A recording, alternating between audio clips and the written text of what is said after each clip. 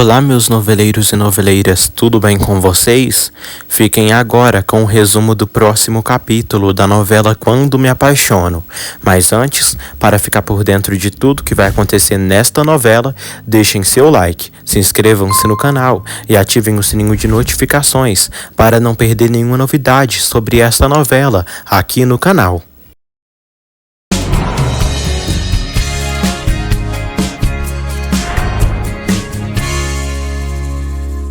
Lázaro diz ao patrão que a caminhonete não quer funcionar e Carlos está inconsciente. Alzira ajuda a cuidar dos desabrigados na igreja. Ezequiel diz que se continuar chovendo assim, pode acontecer algo na igreja.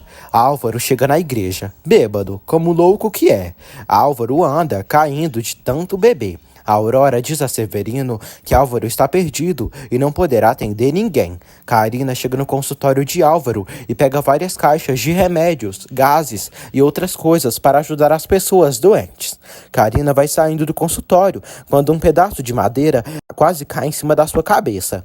Ela vê que está tudo alagado e morre de medo. Karina grita por socorro e acaba ficando presa no consultório, pois o pedaço de pau prendeu a porta e ela não consegue abri-la. Karina desmaia e cai no chão.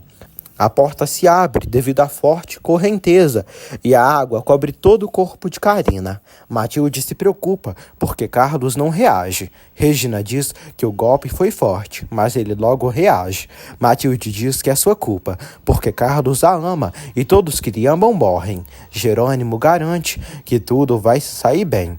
Josefina vai ao quarto da filha e leva um chá para ela. Roberta continua se sentindo mal. Josefina diz que quando o remédio funcionar, a dor dela vai passar. Roberta fala que não vão poder sustentar essa gravidez. Josefina diz que isso elas veem depois, que Matias assinar o contrato pré-nupcial que garanta que eles fiquem juntos por 10 anos. Josefina pede para Roberta não comentar sobre o aborto com ninguém. Josefina sai do quarto de Roberta e garante a Matias que a menina está bem. Josefina pergunta a Matias qual quarto ele ficará com Roberta depois que eles se casarem. Matias pede que Josefina não se meta entre sua relação e a de Roberta, porque tudo continuará igual. Roberta no quarto dela e ele no quarto dele. Renata toma algo. Em pensamento, ela diz que sua vida está assim, como uma tempestade, que destrói e leva tudo, como Jerônimo, que levou suas ilusões, suas esperanças. Ela se pergunta como confiará em alguém novamente, depois de tudo o que houve. Renata diz que se pudesse escolher por quem se apaixonar, se apaixonaria por Augusto, que foi um anjo para ela. Lázaro e Jerônimo chegam com Carlos até a igreja. Matilde, Manuela e Regina também descem e entram lá. Lázaro vê a Aurora. A Aurora diz a ele e Jerônimo que Augusto está com Renata. Ela fala que deixou Augusto e está viva graças ao Lázaro. Alzira agradece por eles terem vindo. Regina cuida de Carlos. Ezequiel pergunta de Karina. Alzira diz que está preocupada porque ela foi para o consultório de Álvaro e até agora não voltou. Lázaro e Ezequiel saem atrás de Karina. Matilde olha para Carlos e pede que ele deixe de amá-la, porque todos que lhe amam ficam mal. Jerônimo vê Álvaro bêbado e diz que espera que isso passe logo, porque ele não só carregará uma morte na consciência, mas também várias. Lázaro e Ezequiel encontram Karina quase morta no chão. Lázaro salva Karina da morte. Ele consegue fazer ela reagir e sai com ela. Carlos reage. Matilde fica feliz por ele ter acordado. Ele sente dor na cabeça. Matilde diz que pensou que ele tinha morrido. Carlos diz que está vivo e ao lado dela. Matilde pede que ele deixe de amá-la. Carlos diz que nunca. Ela diz que se ele continuar lhe amando, vai ficar em perigo. Carlos diz que ela se preocupa com ele e sabe que ela gosta dele. Matilde diz que é por causa da sua maldição que isso aconteceu com ele. Lázaro e Ezequiel chegam com Karina até a igreja. Karina diz que se não fosse por Lázaro e Ezequiel, estaria morta. Karina agradece a Lázaro. Karina pergunta por Álvaro. Ela vê que o marido está bêbado e dormindo. Ezequiel diz a Karina que ela errou e deixou o mais pelo menos. E Lázaro não tem comparação com o doutor, mas já é tarde demais. Josefina vê que a filha está queimando de febre. Josefina se preocupa. Ela pensa em pegar o telefone para ligar para alguém, cuidar da sua filha. Matias diz sozinho que que se Renato dissesse que Jerônimo não era o que ela esperava e que ela tinha errado, mandaria tudo pro inferno e não estaria a ponto de se casar com Roberta e assumir o filho, que não é dele, e sim de Jerônimo. No dia seguinte, o bêbado cachaceiro do Álvaro continua dormindo. Todos arrumam a igreja e acontece uma missa. Severino diz que, graças a Deus, o perigo já passou. Jerônimo diz que precisam ver lá fora. Lázaro diz que viu, que tem várias ruas destruídas, poste de luz no chão e várias inundações. Jerônimo diz que na Bonita vão dar um depósito e um lugar para apoiar todas as pessoas que perderam suas casas. Ezequiel diz a todos que Jerônimo está oferecendo um lugar na Bonita para todos os desabrigados. Regina aceita ir com Jerônimo para ajeitarem tudo. Álvaro vai até Carina. Ela diz que está melhor que ele e, graças a Lázaro, está viva.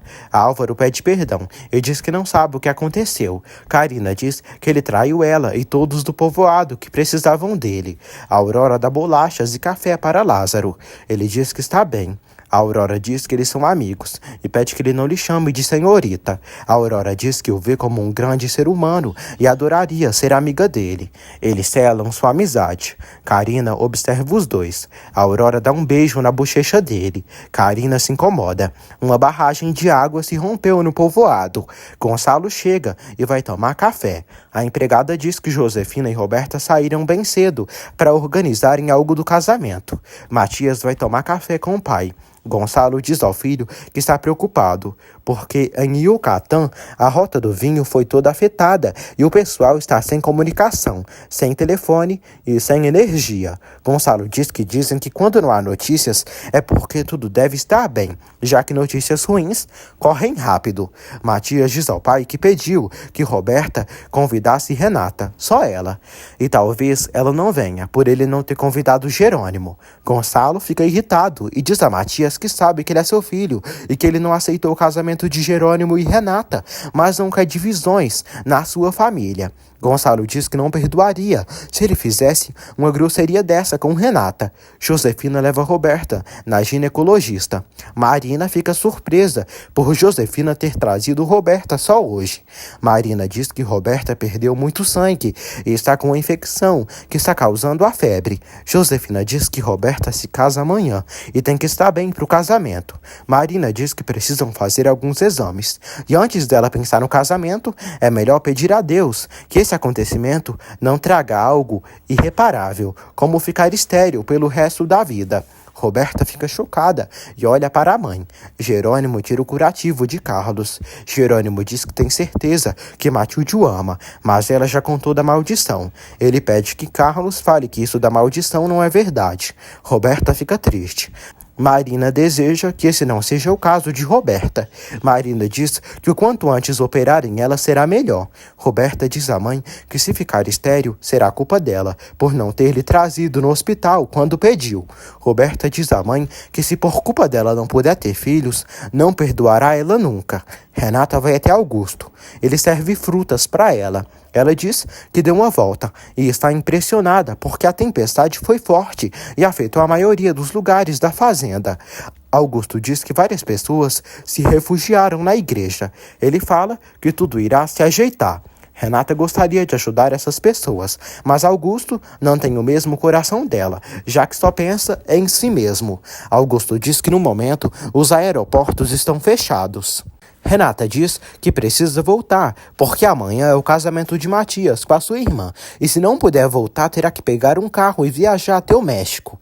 Ela pede a caminhonete dele emprestada. Augusto diz que depois de tomarem café, eles vão. Adriana diz a Matias que não conseguiu se comunicar com Renata desde ontem, mas acredita que ela está sã e salva. Adriana diz a Matias que o deles foi bem pouco importante para ele. Ela diz que é triste ver que ele e Roberta vão se casar sem amor, e logo deve levar uma surpresa. Adriana pede que Matias investigue, pois ainda tem tempo dele desistir desse casamento absurdo com Roberta. Constança fala com César e pergunta como ele está. César pede para conversarem porque precisa saber dela. Honório entra na casa de Constança e diz que tem muitas perguntas para fazer a ela, porque à noite não conseguiu dormir. Ele pergunta o que não deu a ela e que ela buscou em César. Constança diz que César não é um garoto, e sim um homem que é responsável, íntegro, que confia cegamente nela. Constança diz que à noite soube o que Branca dá para ele e que ela não dá. Honório diz a Constança que Branca não lhe dá nada. Constança grita com ele e pede que ele não lhe diga os detalhes, porque não se interessa. Ela sai. Gonçalo diz a Branca que ela iria ficar até o fim do mês na empresa, mas não é boa ideia ela ficar até o final na empresa, porque a reputação dela está acabada. Ela bota a culpa em Honório. Gonçalo diz que ela receberá o acerto, mas hoje será o último dia dela nas empresas Monterrubio, e essa situação não é agradável para nenhum deles. Ela diz que hoje mesmo pega suas coisas e entrega seu cargo. Renata fica sabendo por Ezequiel que todos dormiram na igreja e ouviram o chamado do padre Severino, o toque de emergência.